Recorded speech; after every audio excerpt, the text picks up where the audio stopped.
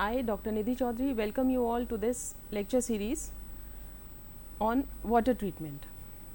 This is the first lecture, and in this we will be covering various contents like the definition of hard water, hardness, what are the reasons of the hardness present in water, what are the units in which the hardness can be expressed, and at the same time we will be learning how to calculate the hardness in water. Let us first start with the very first slide, which shows you what is hardness and what is hard water. First of all, we will start with hard water. As you can see here, the water which does not give lather with soap readily, instead forms a white curdy precipitate, is called hard water. Lather means झाग, वो पानी जो कि साबुन के साथ झाग नहीं देता, झाग के नहीं देता तो क्या देता है? What does it produces? It produces a white curdy precipitate, सफ़ेद दही के जैसा precipitate बनाता है. That water is known as hard water. Now ये जो hard water है इसके अंदर होता क्या है जिसकी वजह से ये इस तरीके से it does not give lather with soap. It basically contains the dissolved calcium and magnesium salts. These salts are basically responsible for the production of precipitate instead of lather. इस रिएक्शन से आप आसानी से जज कर सकते हैं कि किस तरीके से प्रोसेस चलता है. These are the calcium and magnesium ions, calcium or magnesium ions, or we can say these are present in combination as well, calcium and magnesium ions. These calcium and magnesium ions when react with the soap molecule, ये हमारा soap का formula है. Soap is also known as sodium stearate. So this is the formula of soap. जब भी पानी में जो calcium और मैग्नीशियम आयंस हैं ये सोप के साथ में रिएक्ट करते हैं, then what happens is calcium stearate is formed और magnesium stearate is formed. Calcium ions react with soap to form calcium stearate, whereas magnesium ions react with soap to form magnesium stearate, and this is what is known as scum, जिसे कि हमने कहा था white curdy precipitate. This white curdy precipitate is known as scum, and these sodium ions are released in water. So this is how hard water reacts with soap. This was about hard water. Now if we want to define hardness, what is meant by hardness? Hardness क्या होता है? This is the measure of amount of dissolved salts in water. यानी कि कितनी amount में हमारे calcium या magnesium के सॉल्ट्स हैं उन्हें हम हार्डनेस कहते हैं. The measure of amount of dissolved salts in water is known as its hardness. एक तरीके से और हम हार्डनेस को डिफाइन कर सकते हैं. यहाँ पे आप देख रहे हैं soap consuming capacity of water is known as hardness. हम कहते हैं कि हार्ड वाटर जो है वो सोप को कंज्यूम कर लेता है क्योंकि वो डिजायर्ड एक्शन सोप के साथ नहीं दे रहा, right. So it is basically consuming soap. So we say the soap consuming capacity of water is known as its hardness. यहाँ पे एक चीज़ आपको मैं बताना चाहूँगी, जैसे हम basically we will be talking about calcium and magnesium ions. Throughout when we will be talking about the hardness in water, we will be talking about calcium and magnesium ions. Why so? क्योंकि majorly जो salts responsible हैं hardness के लिए वो आप calcium और magnesium ions ही देखेंगे. ऐसा नहीं है कि और सॉल्ट्स नहीं होते.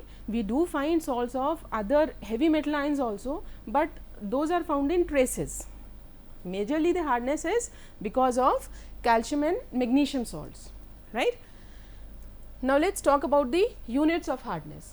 4 यूनिट्स हैं हार्डनेस की. First one is ppm, that is parts per million.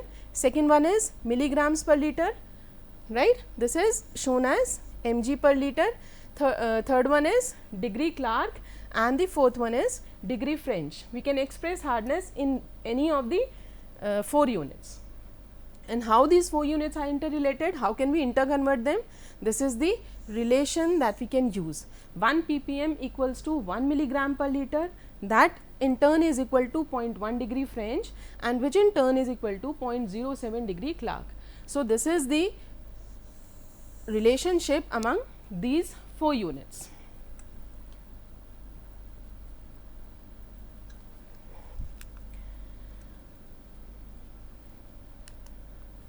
Hardness of water is expressed in terms of CaCO3. Further, when we will deal with the numericals and all, you will find that every time we determine hardness, we determine it in the term of CaCO3. What are the reason for these? The reason for expressing hardness in terms of CaCO3, that is calcium carbonate, is because First of all, the molecular weight of CaCO3 is 100 and the equivalent weight of CaCO3 is 50. This makes the calculations quite easy. Second thing is CaCO3, that is calcium carbonate, is most insoluble salt that can be precipitated in water treatment. This can be easily precipitated out, right. So, these are the two reasons, that is why we express the hardness in terms of calcium carbonate. Now, we will be talking about the types of hardness. There are two types of hardness. First one is the temporary hardness and the second one is the permanent hardness. One by one we will learn what these two hardnesses are, why are they caused and how can we remove them. First, let us talk about temporary hardness, or that is also known as carbonate hardness. Temporary hardness is also known as carbonate hardness. किसकी वजह से होती है temporary hardness? Temporary hardness is caused by the presence of dissolved bicarbonates of calcium, magnesium and traces of other heavy metals. These are the bicarbonates, right? Bicarbonate क्या होते हैं? This is a bicarbonate ion. If I say calcium bicarbonate, what will be the formula? CaHCO3 whole twice. This is known as calcium bicarbonate. And similarly, we can write the formula for magnesium bicarbonate. That will be MgHCO3 whole twice. This is magnesium bicarbonate. So, basically the bicarbonates of calcium and magnesium are responsible for temporary hardness. How can we remove temporary hardness? It can be removed by mere boiling of water. पानी को उबाल के हम temporary hardness को remove कर सकते हैं. उबालने की वजह से होता क्या है? These bicarbonates, ये जो हमने यहाँ फॉर्मूले लिखे हैं, these bicarbonates are decomposed yielding insoluble carbonates. That is when we boil water. तो जितने भी bicarbonates हैं वो decompose हो जाते हैं, टूट जाते हैं and they yield or they give carbonates. You can see the reactions over here. यहाँ पे हमने calcium bicarbonate लिया है, heat किया है इसको. This is present in water. After heating, it is dissociated into calcium carbonate. Water is formed and CO2 is formed, right? Carbon dioxide is evaporated. We are left with calcium carbonate and this is in the form of precipitate. Precipitate है इसलिए क्या होगा? As soon as the water cools down, तो ये क्या होगा? ये नीचे settle होता चला जाएगा. Bottom में आप white powder जैसी कोई चीज़ देखते होंगे जब पानी उबाल के रखते हैं, तो this is calcium carbonate. Similarly, you can write the equation for magnesium bicarbonate. Magnesium bicarbonate is also present in water. Now, when the water is heated, or we can say when the water is boiled, what happens? It is dissociated into magnesium hydroxide and carbon dioxide. Carbon dioxide is evaporated again and we are left with magnesium hydroxide. This magnesium hydroxide is again a white precipitate that settles down at the bottom of the container. So, इस तरीके से हम देखते हैं कि temporary hardness सिर्फ पानी उबालने से ही खत्म हो जाती है. Calcium carbonate and magnesium hydroxide thus formed, being almost insoluble, are deposited as sludge at the bottom of the vessel while carbon dioxide escapes out. ये sludge क्या चीज़ होती है? जो हम बोल रहे हैं कि white precipitate है जो कि settle down हो जाता है bottom में container की, that is known as sludge. इसको हम डिटेल में अभी आगे पढ़ेंगे. For the time being, you can remember that the white precipitate powder that settles down at the bottom of the container when the water is boiled and it cools down, that is known as sludge. Next type of hardness is permanent hardness, that is also known as non-carbonate hardness. ये क्या है और किसकी वजह से है? This permanent hardness is caused due to the chlorides and sulfates of calcium, magnesium and traces of other heavy metal ions. तो यहाँ पे हम देख रहे हैं कि basically chlorides and sulfates और we can also say nitrates may also be there. ये responsible हैं permanent hardness के लिए. Formula हम लिख सकते हैं CaCl2, this is calcium chloride, MgCl2, this is magnesium chloride.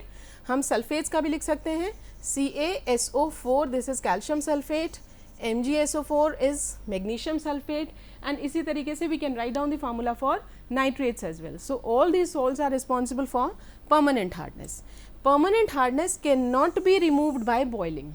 इसे हम पानी उबाल के रिमूव नहीं कर सकते। Permanent hardness needs special treatment methods, इसके लिए हमें स्पेशल ट्रीटमेंट मेथड्स की ज़रूरत पड़ती है। And some of those methods are zeolite process, slime soda process and ion exchange process. ये प्रोसेसेस हैं जिनकी हेल्प से हम परमानेंट हार्डनेस को रिमूव कर सकते हैं। अब देखिए हम हार्डनेस को कैलकुलेट कैसे कर सकते हैं। अगर हमें वाटर का सैंपल प्रोवाइडेड है and we are asked that how much hardness is present in this sample of water, तो हम उसको कैसे कैलकुलेट करेंगे।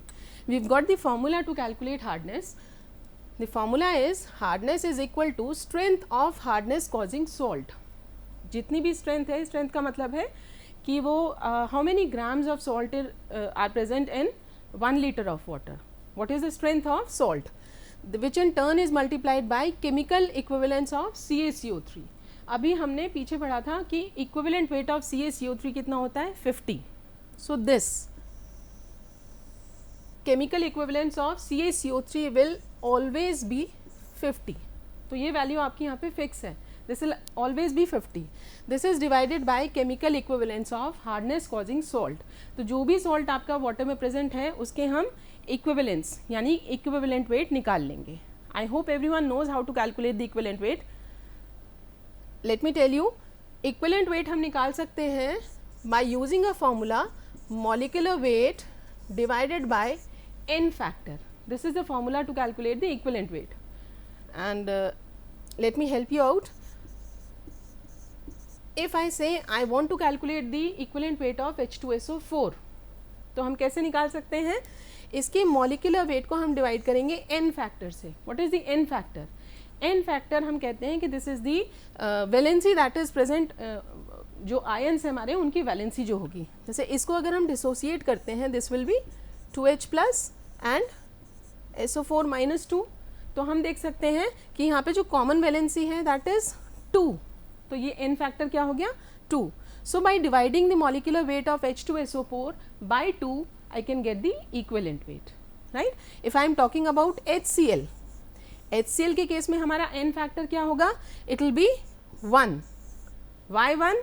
Because it is H plus and Cl minus, valency is 1, so n factor will be 1। So this is how we can calculate the equivalent weight। Let's take an example. यहाँ पे हमने एक example लिया हुआ है। A water sample contains 408 milligram of CaSO4 per litre. Calculate the hardness in terms of CaCO3 equivalence. यहाँ पे जो हमारा सॉल्ट है that is calcium sulphate and its strength is given. What is the strength 408 milligrams. So we know the formula how to calculate the hardness.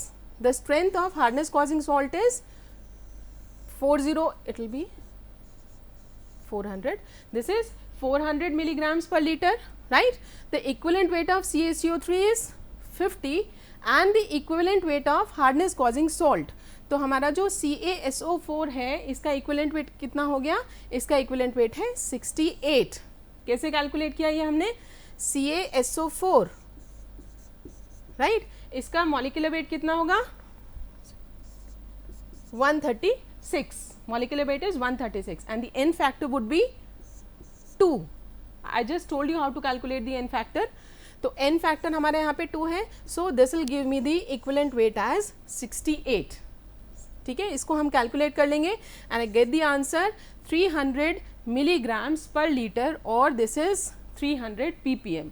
One thing more we need to remember is hardness is expressed in the terms of ppm or milligrams per liter generally। Until and unless you are asked to express the hardness in degree Clark or degree French, we will be expressing the hardness always in the terms of milligrams per liter or ppm, right? ppm हम कैसे लेते हैं, अगर आपको कोई भी चीज़ grams में provided है तो इसको आप 1000 मिलीग्राम्स में कन्वर्ट कर लेंगे। This is how we can make our changes. Next I need to discuss what is boiler feed water and what are boiler troubles। जैसे हम अभी बात करते आ रहे हैं कि वाटर जो है उसमें हार्डनेस क्या होती है, हार्ड वाटर क्या होता है। तो generally the use of water in case of अगर हम इंजीनियरिंग की बात करें तो water is used in the boilers for what, for steam generation. Steam generation के लिए वाटर यूज़ किया जाता है बॉयलर्स में, राइट. तो यहाँ हम पढ़ेंगे जो बॉयलर में हम वाटर फीड करते हैं उस वाटर को हम कहते हैं boiler feed water. So boiler feed water is the water used in boilers for steam generation is known as boiler feed water, and this water have certain standards, certain specifications which need to be followed. ये specifications हमें follow करनी ज़रूरी हैं boiler feed water के लिए. If we are not following these things, then the boiler comes into trouble, or we can say we face various troubles in the boiler. उन्हीं को हम कहते हैं boiler troubles. First, let us go through the specifications of water. As you can see, the hardness should be below 0.2 ppm. जो water हम boilers में feed करते हैं उसकी हार्डनेस कितनी होनी चाहिए, 0.2 ppm से कम होनी चाहिए. Caustic alkalinity, that is the alkalinity due to hydroxide ions, it must be between 0.15 to 0.45 ppm.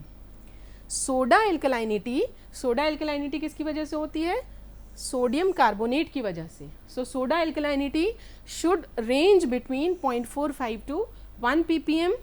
Excess soda ash should be between 0.3 to 0.55 ppm.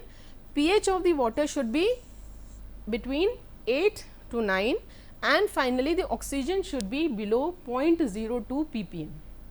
So these are the standards that are fixed for boiler feed water. As I told you, अगर हम उन standards को follow नहीं करते हैं, हम ध्यान नहीं देते हैं, and we feed raw water और we can say hard water inside the boiler, then we face some troubles. These are known as boiler troubles. If the hard water is fed directly to the boilers, following troubles arises. अब ये boiler troubles कौन कौन सी हैं, एक एक करके हम discuss करेंगे. इनको हमने 5 हेडिंग्स में डिस्कस किया है. The first trouble that arises is known as priming और वेट स्टीम फॉर्मेशन. क्या होता है ये, the carrying out of water droplets, the carrying out of water droplets with steam in steam drum is called priming. What is the steam drum? In boilers, when we feed the water and we boil the water, what happens is steam is generated and this steam is collected in a separate drum that is known as steam drum. तो steam के लिए एक अलग से container होता है जिसको हम steam drum कहते हैं.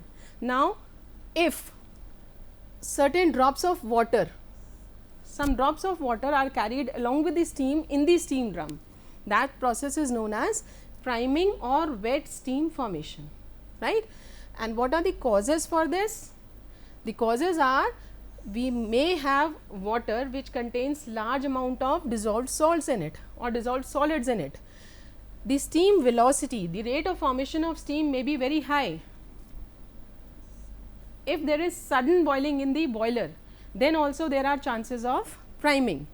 The design of the boiler may be faulty. That means, like if this is the boiler and this is the level up to which the water must be filled inside the boiler. If this level is wrongly marked at this point, then we call it as this is a faulty design. पानी हमें यहाँ तक लेना है लेकिन mark लगा हुआ है यहाँ पे, तो this is a fault in the design of the boiler.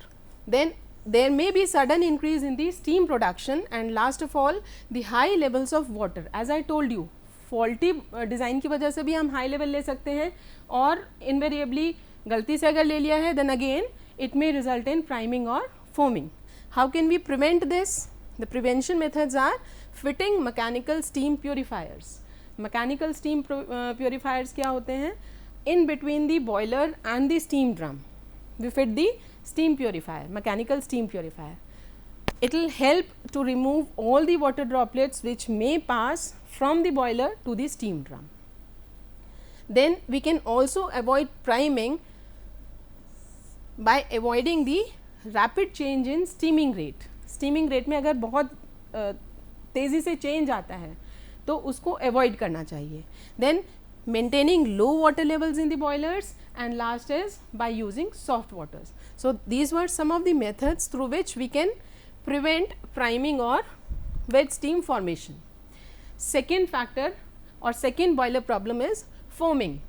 Foaming मतलब झाग का बनना, right. Formation of stable bubbles at the surface of water in the boiler is called foaming. ठीक है. जब सतह पे बॉयलर के जो पानी है उसकी सतह पे अगर झाग के बुलबुले बन जाते हैं तो उसको हम कहते हैं foaming. What is the reason for this? The reason is presence of oil drops and alkalis in the water. As you know, saponification सबने पढ़ा होगा. सोप फॉर्मेशन, सोप फॉर्मेशन के लिए हम क्या यूज़ करते हैं? We use oil and we use alkalis. This combination produces soap. तो यहाँ भी यही हो रहा है कि if we are having oil drops and alkalis in water, these combine to form the bubbles, stable bubbles at the surface of water. We can prevent foaming by adding anti foaming chemicals. Example is castor oil. Castor oil को हम add कर देंगे तो it will avoid the formation of foam. Second thing, if oil is removed, then also we can prevent foaming. And how can we remove it? We can remove it by adding sodium aluminate or alum, जिसको हिंदी में फिटकरी बोलते हैं. वो हम add कर सकते हैं वाटर में. And then of course by using soft water we can avoid foaming. Next problem that arises is scale and sludge formation. Scale and sludge formation क्या है? एक एक करके हम देखेंगे. सबसे पहले देखते हैं sludge. थोड़ा सा हमने अभी पहले भी डिस्कस किया था इसको. Muddy solid deposited at the bottom of the boiler is called sludge. ये हम थोड़ा सा पढ़ चुके हैं कि जो भी टेम्परेरी प्रोड्यूसिंग सॉल्ट्स होते हैं, टेम्परेरी हार्डनेस प्रोड्यूसिंग सॉल्ट्स होते हैं, they basically produce a loose muddy precipitate that is known as sludge. उसी की हम यहाँ बात कर रहे हैं. So the causes of sludge are, the sludge is formed by magnesium carbonate, magnesium chloride and calcium chloride. These are the salts responsible for sludge formation. Disadvantages क्या क्या हैं इसकी? There is wastage of heat and fuel and choking of pipes. यानी कि जो पानी के लिए आउटलेट के लिए या इनलेट के लिए जो पाइप्स होंगे उसमें ये डिपॉजिट हो जाता है and it results in choking of the pipes. How can we prevent the formation of sludge? This can be prevented of course by using soft water and then blow down operation. Blow down operation आप समझ सकते हैं जैसे like if this is the boiler I am using and I am having the sludge deposited at the bottom, then I am provided with an outlet at this point. अगर मैं यहाँ से, this is the water, यहाँ से मैं थोड़ा सा नीचे वाला जो पोर्शन है वाटर का उसको ड्रेन आउट कर दूँ तो this is known as blow down operation. We need to blow some volume of water outside the boiler. This is the blow down operation. Next is scale. Scale क्या होते हैं? These are hard sticky deposits on the inner walls of the boilers. The scales are very difficult to remove. तो जो ये scales होते हैं ये क्या होते हैं? You can easily relate scales आपने देखे होंगे जो पानी गर्म करने की रॉड होती है, immersion rod जो होती है, you might have seen the hard sticky deposit, white hard sticky deposit on that surface. जब हम continuous उसको काफ़ी टाइम तक यूज़ कर लेते हैं, you must have seen that hard deposit on the metal part of the rod. वो scales होते हैं. तो ये कैसे होते हैं? ये बहुत hard होते हैं. These stick to the we can say container or the rod whatever on the inner walls of the boilers, and these are really hard to remove. What are the causes? These are due to the presence of calcium bicarbonate, magnesium bicarbonate, calcium sulfate, silica, calcium silicate, etc. in water.